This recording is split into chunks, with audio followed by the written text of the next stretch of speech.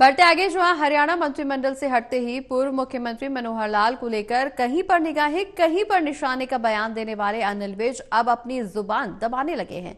विज कहते हैं कि इस मामले पर बात तो वो पूर्व मुख्यमंत्री मनोहर लाल से ही करेंगे और तमाम सुलगते सवालों को लेकर हरियाणा के पूर्व गृह मंत्री और स्वास्थ्य मंत्री अनिल विज से खास बातचीत की है हमारे टोटल न्यूज के associate editor doctor Mahesh Kumar ने। इस दौरान अनिल विज ने और क्या कुछ कहा वो भी सुनिए।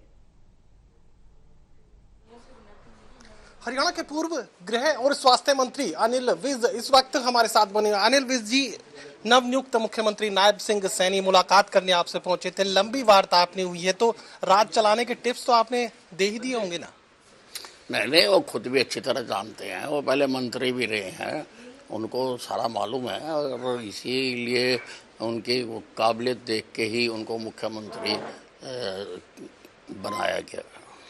राज चलाने के तौर तरीके सीखने की बात होती है तो आपने जरूर यहाँ पर पहले भी कहा कि मेरा जो अनुभव है वो पार्टी के लिए बना रहेगा, पार्टी के तमाम नेताओं के लिए बना रहेगा। तो बतौर मुख्यमंत्री नायब सिंह सैनी कामयाब हो जाएं, बंद कमरे में वो सब कुछ तो सिखा ही दिया आपने।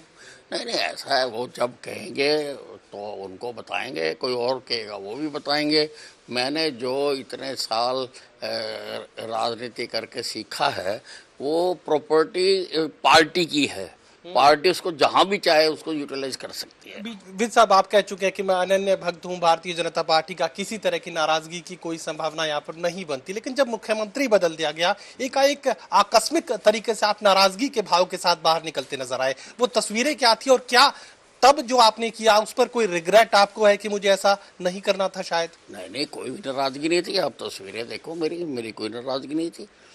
मैं तो जो मुझे नया रोल करना था तो मैं उसके लिए अपने आप को तैयार किया कि मुझे एज विधायक पार्टी की सेवा करनी है। नए किरदार का जिक्र आपने किया, गोलगप्पे आप खा रहे थे और फिर ये भी कहा कि बीती गई तो बिसार दे। हाँ, बिल्कुल, उसमें हमारे मन के ऊपर तो कुछ नहीं था। ये तो राजनीति है, इसमें किरदार बदलते रहते हैं, इससे क्या फर्क पड़ता है। ये मुख्यमंत्री एकाएक बदल दिया गया, क्या इसकी कोई जानकारी, कोई आभास आपको पहले से था?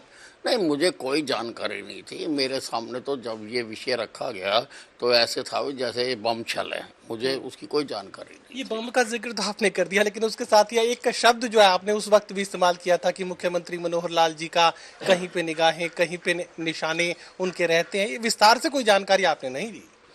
नहीं, विस्तार से तो आपको नहीं बताऊंगा, वो कभी बैठेंगे तो उनको बताऊंगा। नायब सिंह जी को तो बता ही दिया होगा।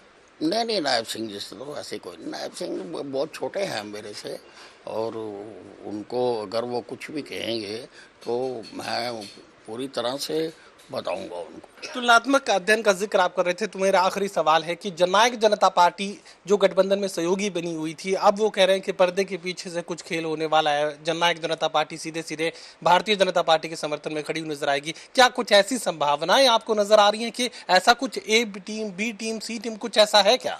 देखिए, मैं तो सीधा साधा आदमी हूँ और सीधी साधी बात करता हूँ।